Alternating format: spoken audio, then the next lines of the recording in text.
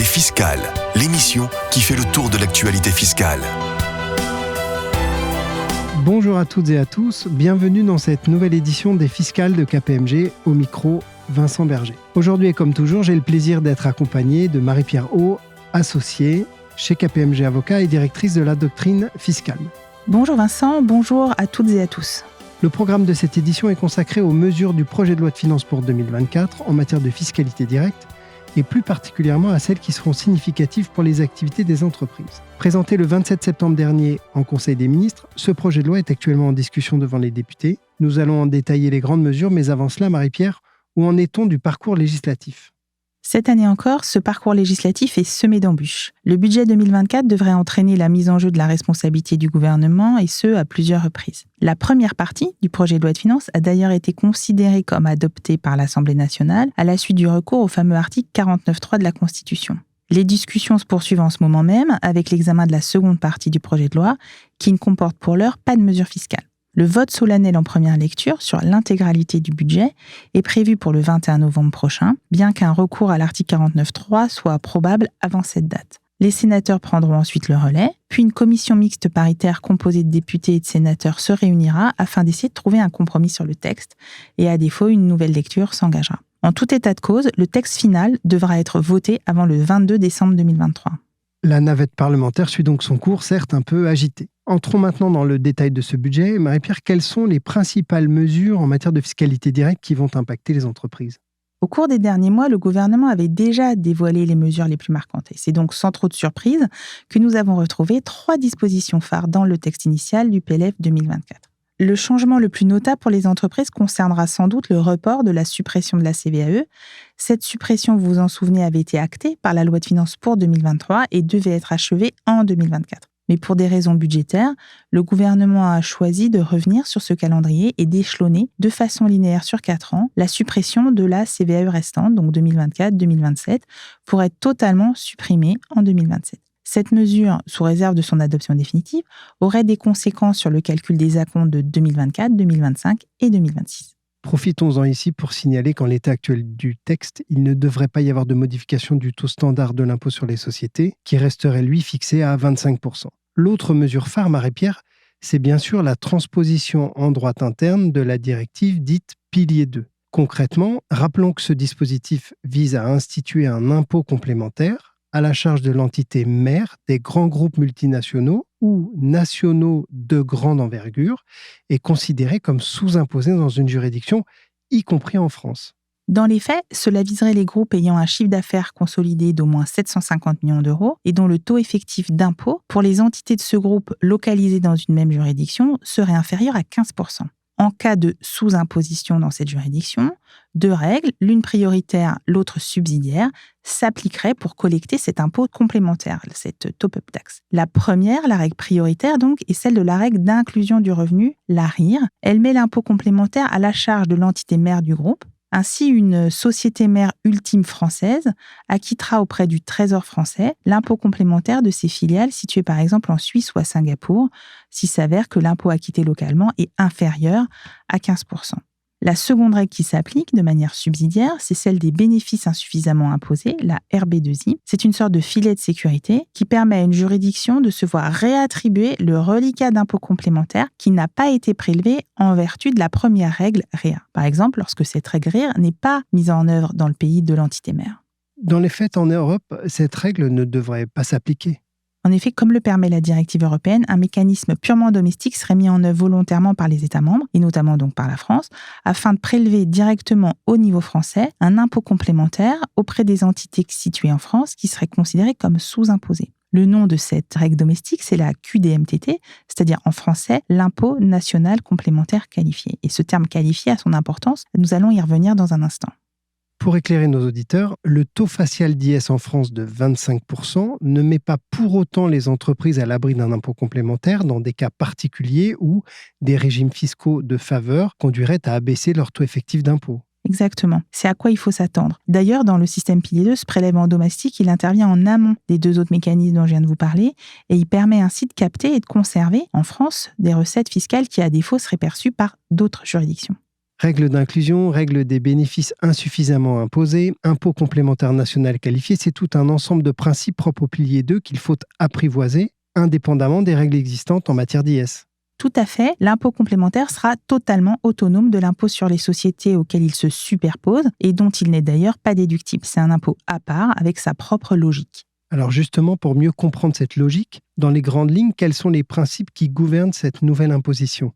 Si on prend un peu de hauteur, l'impôt minimal mondial repose sur 3 grands principes qui se superposent. Le premier, c'est celui de l'approche dite descendante, c'est-à-dire visant à résoudre les situations de sous-imposition en prélevant l'impôt complémentaire le plus haut possible dans la chaîne de détention du groupe, en commençant par son entité mère ultime.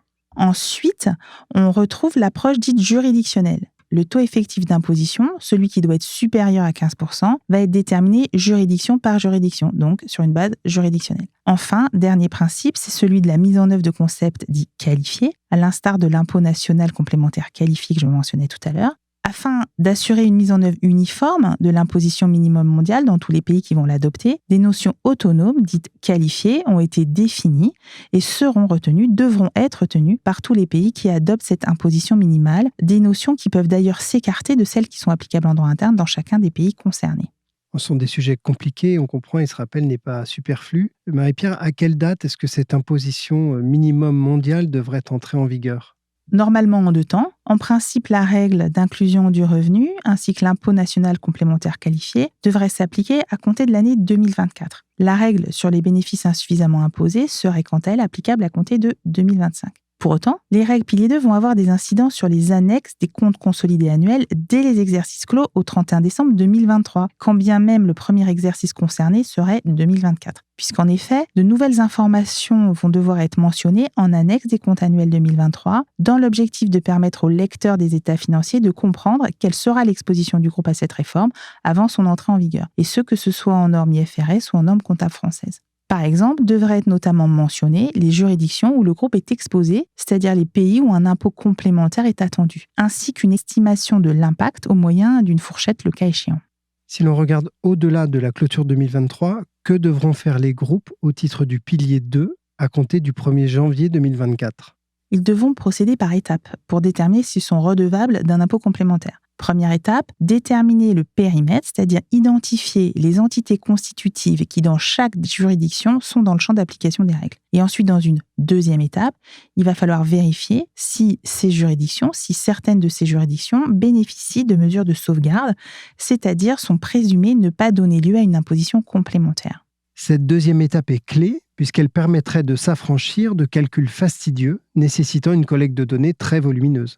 On estime à ce jour cette collecte de données à plus de 400 points différents et en l'absence de mesures de sauvegarde, les groupes devraient réaliser des calculs très détaillés à partir de ces données pour déterminer leur taux effectif d'impôt juridiction par juridiction et établir l'impôt complémentaire éventuellement dû. Les mesures de sauvegarde, elles, se subdivisent en 2 catégories. D'une part, des mesures transitoires qui s'appliqueront en 2024, 2025, 2026. Et d'autre part, des mesures permanentes dont on ne sait pas encore tout. En tout cas, l'impôt national minimum qualifié aura sans doute toute sa place dans ces mesures de sauvegarde permanentes. Penchons-nous justement sur les mesures de sauvegarde transitoires qui seront donc essentielles à connaître pour les groupes au cours des 3 prochaines années. Il est effectivement important que les groupes les connaissent parce qu'elles vont vraiment leur simplifier la vie. À partir du CBCR qualifié et des états financiers qualifiés, 3 tests alternatifs seront réalisés pour savoir si le groupe peut bénéficier d'une mesure de sauvegarde dans une juridiction concernée. Ces 3 tests sont alternatifs, il suffit donc que l'un seul d'entre eux soit satisfait pour bénéficier de la mesure de sauvegarde. Et ce ne sera pas nécessairement le même au titre de chaque exercice concerné. Je ferai 3 remarques à ce sujet et j'attirerai l'attention de nos auditeurs sur un point. Première remarque, comme leur nom l'indique, ces mesures, elles sont transitoires et la période de transition couvre les exercices 2024, 2025 et 2026 pour les groupes dont l'exercice coïncide avec l'année civile. Deuxième remarque, la clause de sauvegarde, elle permet de réputer nul l'impôt complémentaire dans la juridiction, par exemple en France. En clair, le groupe n'aura aucun autre calcul à mener dans la juridiction concernée. Troisième remarque enfin, une obligation de moyens s'applique au cours de la période transitoire, puisqu'en effet, les groupes vont pouvoir bénéficier d'un allègement des sanctions allant jusqu'à une absence de pénalité lorsqu'ils auront mis en œuvre des mesures raisonnables afin de garantir une application correcte des règles. Alors cette souplesse n'est pas encore expressément prévue par le texte du PLF 2024, mais elle est attendue. Finissons par un point d'attention. En dépit de ces mesures de sauvegarde, les groupes ne pourront pas s'affranchir des obligations déclaratives, et notamment de la déclaration d'information spéciale qui justifie du régime appliqué dans la juridiction. Et c'est cette déclaration particulière qui portera la mention des clauses de sauvegarde et de leur justification. Merci beaucoup Marie-Pierre pour ces développements très complets sur les règles du pilier 2. Venons-en maintenant à la troisième mesure phare de ce projet de loi de finances que vous évoquiez tout à l'heure. Il s'agit du crédit d'impôt pour investissement en faveur de l'industrie verte ou C3IV. Ce nouveau crédit d'impôt vise au développement des secteurs stratégiques pour la transition vers une économie décarbonée. Le gouvernement a identifié une 50aine de projets éligibles et il estime que le crédit d'impôt devrait permettre de générer environ 23 milliards d'euros d'investissement et la création de 40 000 emplois directs sur le territoire national d'ici 2030. Il s'appuie sur de nouvelles possibilités d'aide aux investissements ouvertes par la Commission européenne en mars 2023 et limitées dans le temps, ce qui implique notamment que seuls les plans d'investissement agréés pourront en bénéficier au plus tard le 31 décembre 2025.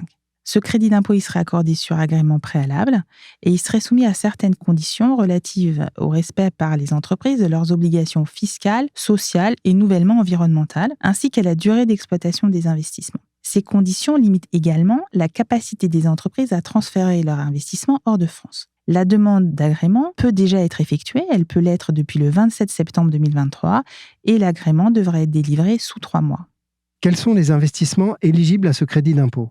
Alors, ce crédit d'impôt serait ouvert aux investissements engagés tout au long de la chaîne de production de batteries, panneaux solaires, éoliennes ou pompes à chaleur qui sont identifiés comme des technologies essentielles à la transition énergétique. La fabrication des composants et sous-composants nécessaires à la production de ces 4 équipements, ainsi que la production et la valorisation des matières premières nécessaires, seraient également concernés par cette mesure. Rassurez-vous, une liste des équipements et matériaux éligibles a été publiée par l'administration fiscale sous réserve des travaux parlementaires et de sa validation par la Commission européenne.